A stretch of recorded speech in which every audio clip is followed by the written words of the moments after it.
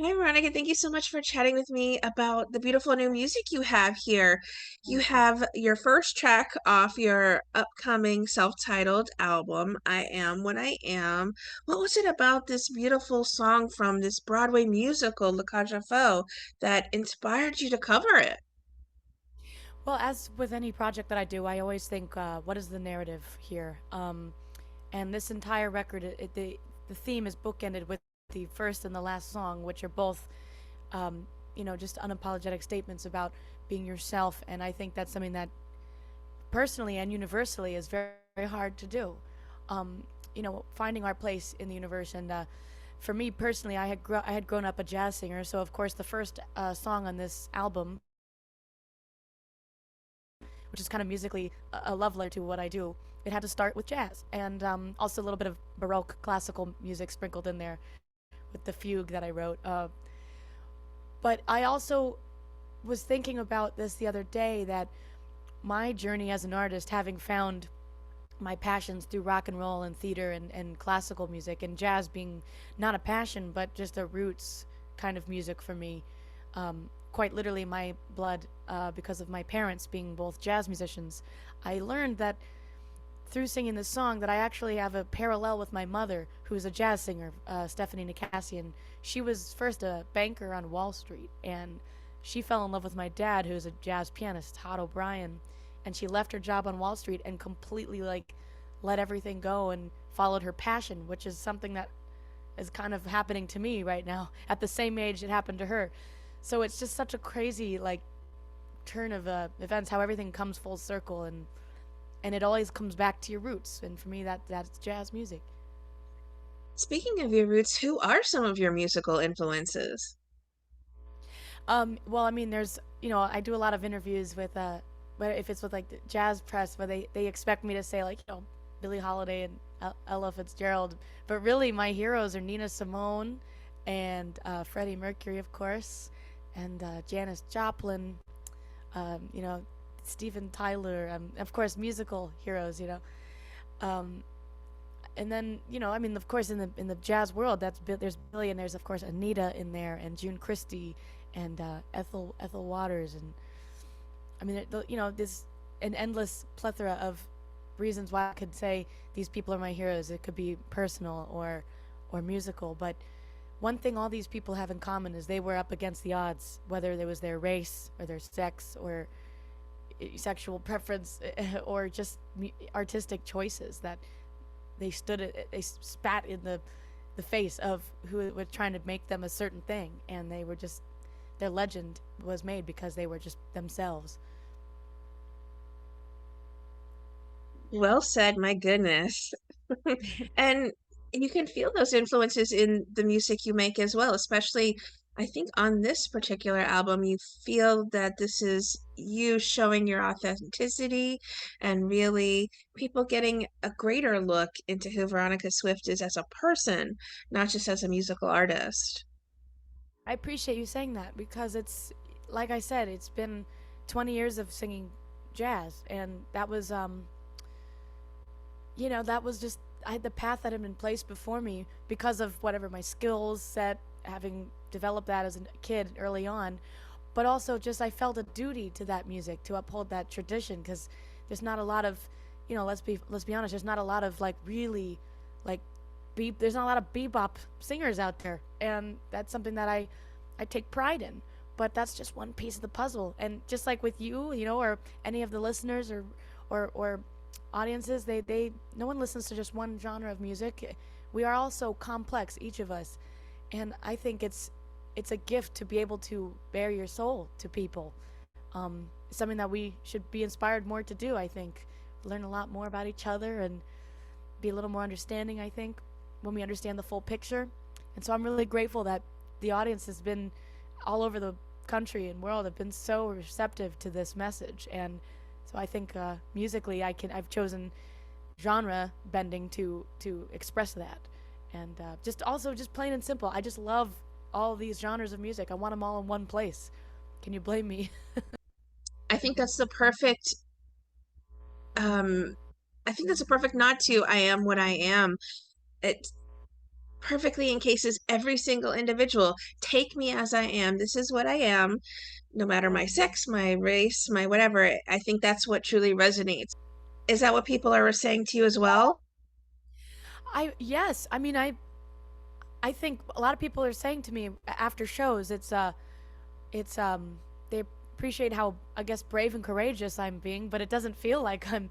It's just once you get kind of in the habit of being yourself, it gets easier and easier. You don't really think about it as being courageous or anything like that, but I see it as I just had no choice. I was faced with a crossroads with, do I continue doing this one thing that people expect of me and it's not really where fully where my heart is, or do I take the road that like has all the brambles and the weeds in it and I have to clear it myself, but it's the harder road, but the the return is greater. And I see that with the people after shows. There's a lot of artists, young and old, all across the genre spectrum, coming up to me. I have a lot of opera singers come to my gigs. It's awesome, um, and they're saying to me things like thank you for kind of giving me inspiration and permission to do multiple genres. Like that's something I think a lot of people and artists really want to do. And it's the world we're in. It's such a like people want to, but what are you? What do you do? Like people need to know instead of like we are the actions. It's not what a noun, it's what is an action that defines, right, our choices. And so I think that's the message that people really take away from the trans genre show that we put on. Very well said, my goodness. And I think this song is probably my personal favorite song on the album as well. Do you have a favorite, or are they all of the 10 tracks sort of your babies at this point? Oh yeah, no, it's just like, yeah, there's no favorite. I mean, my favorite, and I some of my friends who I've shown this record to kind of like in secret, their favorites change because just like I said, what I tell my audience, look around the room. Not one of us, not everybody listens to just one genre of music. It depends on the mood. If you're, feeling like, like having a sophisticated night at home, or you're like want to rage and you're completely enraged by something. I mean, there's a song that serves every feeling and emotion on this record, but I tend to gravitate towards I Am What I Am and Don't Rain on My Parade because they're both about the same thing. For me, the final track on the digital and CD, it's not on the vinyl because of time restrictions. Um, but Don't Rain on My Parade being one of my favorite theater songs ever, Barbara Streisand, of course. And I said, this lyric always spoke to me as punk rock. I mean, like when you have lyrics like "Don't tell me not to live, just sit and putter," like "Don't tell me not to fly, I've got to," "Don't rain on my parade." Who told you you're allowed to rain on my parade? This is all so punk rock. These lyrics. So I had to do a punk version. The first song, "I Am What I Am," similar message, but jazz arrangement, and the last arrangement being punk rock. It gives us, the audience, a peek into what's to come. Is there a song then that challenged you the most on the record? Well, challenge how? Because there were production kind of engineering challenges we had to face with multiple genres. I mean, with a rock and roll or a punk rock, blues, even rock album, you have certain types of mics that are going to sound good, right, and certain types of amps. But then with the jazz stuff and the more classical tracks and bossa nova and the Gypsy Django Reinhardt kind of track, that has a completely different set of gear that works for that. So it's how to make a cohesive sounding. It's not a particular track that was challenging it. This was the challenge with this record, was how do we, musically, I can take care of, it's cohesive because it's my voice and the narrative that connects it all and the musical elements that are passed down from song to song, but the engineering and production elements, to what we had to find different kinds of mic combinations and track listings, switching things around. That was the challenge, and I'm lucky that I was, that's why I work with the musicians that I work with, because they all, just as I'm authentic in each of these genres, so are they. And my producer, co-producer Brian Viglione, I mean, it doesn't get any more authentic than that in each of these genres. I mean, as a drummer, his hero is Elvin Jones and Tony Williams, but he comes from like rock and roll, and he plays like he knows the history and the lineage, which is what you have to have when doing a project like this. When it comes to your own songwriting, do you have a process then? Is there something like where you need to have the music before you can have the beat? Or even with the songs that are already created, how do you tend to take these approaches as far as making them your own? It's a very good question. Um, as far as the arrangements of already written songs, like pretty much everything on this album except Severed Heads and In the Moonlight, um, it's really just like with Don't Anime Parade. That for that one example, that lyric spoke and to me as a punk rock and dictated that the arrangement was to be so. And then once you kind of hear like a strumming pattern or a drum groove, the song sort of for me writes itself. And you can take it in any which direction, allow the space for humor, and in there as well there has to be humor. Um, but with an original, the process varies from song to song. I write in other genres, not just rock and soul, but I write in, as you heard the bossa nova, that's an original as well. Um, Sometimes I have for me a lot of the time it is melody first, but sometimes there will be a lyric that will already be written that kind of, oh, like it's putting a puzzle together, oh, that's that piece that goes there. I mean, you're basically kind of like a mad scientist at this point.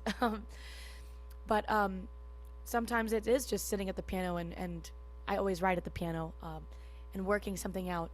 But when I want to write something that's guitar heavy, I use MIDI on my on Logic. I usually write on Logic because I can then put all the instruments in one place just really quickly and kind of envision how it's going to sound in real time. And a certain strumming pattern will actually dictate some kind of lyric, because just the way the instruments sound, like a trumpet or a piano, it's so percussive, and it may dictate a certain lyric versus something like saxophone or flute, or something a little more that has a more legato articulation. So it's the process varies from song to song. There's really no process. But once you kind of get on that roll, the song writes itself, which is pretty fun to witness. How much of a hand then do you have when it comes to the production side of the music you make? I know you mentioned you do have a producer that you work with and the wonderful inspirations or influences that he's had, but do you tend to trust in just his vision, or do you guys tend to be collaborative and work together and say, oh, that sounds great. I didn't even think to put the horn section here, or maybe we could amp it up a little here as far as, the drum beat. Yeah, so what Brian does, like my brain, the way my brain works is just ideas, ideas, ideas all over the place, and there is cohesion with them, but it sometimes requires somebody who's able to also. I have, I can mix levels, but in terms of knowing which frequencies to use, all the technical stuff like that, that I can hear once it's been applied, but sometimes I have to ask for things like, oh, how do we get that more like metallic sound on the voice? And Brian knows then how to take that, what he knows what I'm trying to ask for, and he'll be like, oh, it's this kind of frequency and this kind of effect. And so it is collaborative, but like I know what I want it to sound like. And as far as music and arrangement stuff goes, that he helps me kind of focus in these ideas. I have a million ideas, and we're going to get to all of them, and he knows how to prioritize. And that's, I think, what to me a great producer does, is they're inside the mind of the artist and are an artist in their own right too sometimes. Just like a manager too, on the business side of things, a manager knows how their artist's mind works and knows how to, all right, we're going to get all these ideas, but we have to start here, and we're going to lead this one to that one, and then they see things that the artist doesn't see because we're so wrapped up in our own world sometimes. It's hard for us to take a step outside of ourselves and allow space for other things, which is what Brian does better than anyone I've ever met. So he'd been doing it with Amanda Palmer for so many years, right? That's how they work together, it seems. What do you hope lingers then with audiences who explore this new upcoming album that you have here shortly here in September? Is there a message you hope really lingers with the audiences? Well, I guess it's everything we've been talking about. I'm happy that I get to finally, this is a passion project. I get to be myself and all in one place, but it's more than just about my story. It's what does this mean for the listeners? And what I hope it means is that, well, one, like, I hope to expand the musical minds of people that maybe have never heard rock done this way or jazz done this way, or, oh, I don't usually listen to bossa nova, but now I'm going to check it out some more. That education element is always a part of it, but really the main meat and potatoes of what I want people to walk away with is that now, oh, I want people to listen to this record and think, I feel inspired. I'm going to go out there and not succumb to what people expect of me. I'm going to act in accordance to my mission in life, whatever that may be. If it's someone who works at a bank, even, or it's not just for artists. This album is for anybody who is having trouble finding themselves and being themselves. That I tell all artists all over the world, like, our job is to be that beacon of light for people.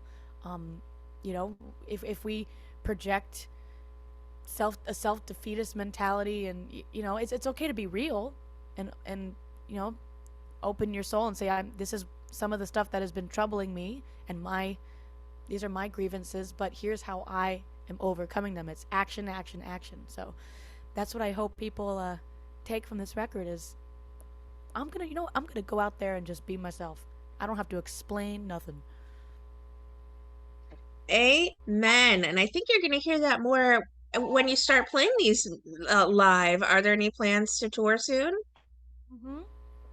So the touring has been slow to come back. Of course, we're still not out of the woods yet, Um, but I am really excited that in the fall I'll be doing finally like a week long run in the Midwest. We're hitting the Cabaret Indianapolis. We're hitting Chicago City Winery. This is also, of course, I'm speaking of September 18th through the 23rd. So we're going to be at Cabaret Indianapolis, Dakota and Minneapolis, Chicago City Winery, Beachland Tavern in Cleveland, and I believe we're going to be at Gibson Music Hall in Appleton, Wisconsin. So if you're in the Midwest, that's a great chance to come see us. And then in October, I'll be doing like SF Jazz, October 12th, Pepperdine in Malibu, October 17th, and then we come over to South and do a gig in Auburn University in Alabama, and Middle C Jazz Club in Charlotte, North Carolina. My goodness, I can't wait for so many people to get to hear this new album. It's going to Where do be, I you think, live? I'm in Fort Lauderdale, so I'm a little bit Oh, south. I went to school in Miami, so I was not too far. I was in Fort Lauderdale quite a bit in my early 20s. I had a rock band, and Southern Florida's got a great rock, metal kind Yes. of scene. Oh, Yeah. very cool. Well, I have to ask you, with the beautiful voice you have, it seems to mix genres so well. Is there a dream collaboration you have in mind for someday? I mean, there's a few of them. For sure, the dream collaboration is, I mean, to work on a song or maybe a project with Brian May, Doctor, if you will, Sir, Doctor Sir, Brian May, just plain and simple. I mean, there's always, there's so many. Paul McCartney, Steven Tyler, even. I've written a song with him in mind specifically as a duet. There's just but Brian May is, when I listen to all my favorite Queen songs, and I was diving into them musically and theoretical approach, what makes these songs so great, I was noticing all my favorite songs were actually Brian songs, which I expected half of them to be Freddie songs, right? But I was like, okay, well, why is that? Let's see. And I think it's because, I mean, both he and Freddie are brilliant classical, you know, minds, not just rock and roll. But I think the fact that like they were so into Baroque and classical music, that's what drew me to that band. That's why they're my favorite band, is because they were genre bending too. Um, and so I think to write something with Brian would be the ultimate dream. Also, just because everything I do, even when I sing jazz, like I'm channeling Freddie, no matter what genre. I've like goosebumps because they're both just exceptional songwriters. Uh, And I don't think there's anyone like them. I mean, for someone to envision opera and rock meshed so well with Bohemian Rhapsody and then it just be so exceptionally received, um, I think there's potential for a Veronica Swift kind of collaboration in that way. I hope so. You know, I just got to keep doing my thing and putting that energy out there. Um, and if if it doesn't reach him, it'll reach somebody. Then that is in that realm, and it'll be a wonderful future of great music to come. You know, I can't wait to after this record. I think people can expect to see a lot more original music on the Wonderful. horizon. Well, what would you like to say then to everyone who are fans and supporters of the beautiful music that you make? I want to say, well, thank you for. I mean, it's funny because even though there are the audiences that want me to just stick to jazz, I don't look at that with. I mean, I it's been a challenge to how do I handle those audiences and those fans because they are still fans too, and I don't want to alienate anyone. So what I tell my have told myself and what I tell them is that I'm appreciative that they feel that they want me to still stick to jazz because it just means that they loved me doing that, and I take that as a compliment. You know, I don't resent it, and that's something that a lot of artists have trouble when they're trying something new and people want the old stuff. Well, can you blame them? You know, you can't blame the audiences for wanting the old stuff because it's so good, right? So I guess I tell my audiences, one, thank you for going along with the ride and trust that it's going to go with some really interesting places, whether it's your cup of tea or not. If you're along with the ride, with me on this ride, then you're going to get just, there's going to be something for you. And you'll get something out of it. And there's music for everybody here in this space. I don't discriminate. So, but we're not getting rid of jazz. It's all addition, not subtraction.